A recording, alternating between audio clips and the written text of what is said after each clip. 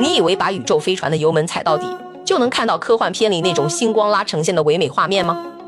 错得离谱，真实的无限加速根本就是一场深海恐惧症级别的太空噩梦。当你无限逼近光速时，你周围的星空会彻底消失，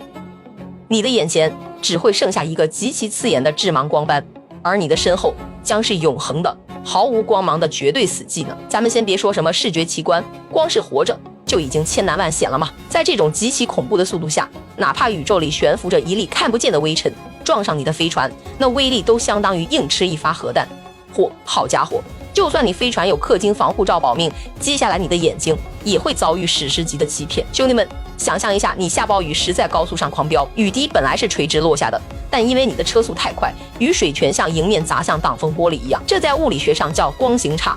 宇宙四面八方的星光就像那场暴雨，全部向你正前方汇聚，直戳你的视网膜。所以说，你前方的光线会被压缩得越来越亮，而你周围的直线空间全部像麻花一样向前方扭曲收缩，视觉畸变到让你怀疑人生呢。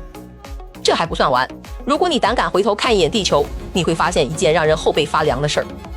地球上的时间就像被按了 0.1 倍速的慢放键，不仅动作慢的出奇，连光线都变得暗淡发红，仿佛整个世界都在走向死亡嘛。但你反过来看正前方，前方的星空就像快进了100倍的录像带，刺眼发蓝，时间在疯狂流逝。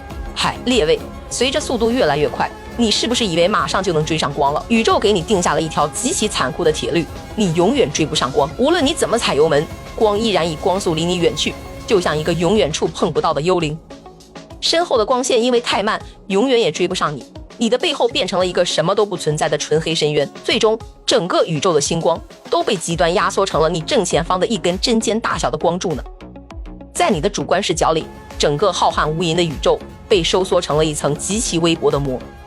你以为你遨游了上百亿光年的星辰大海，但其实这趟旅程短到只有一瞬间嘛。你瞬间穿透了宇宙，但在这个瞬间里，你一直被死死锁在那个只有前方一点光亮的黑暗囚笼里。这就是光速飞行的代价。所以下次仰望星空时，别再幻想什么肉身穿越了，那不是浪漫，那是宇宙给你画的一个大饼。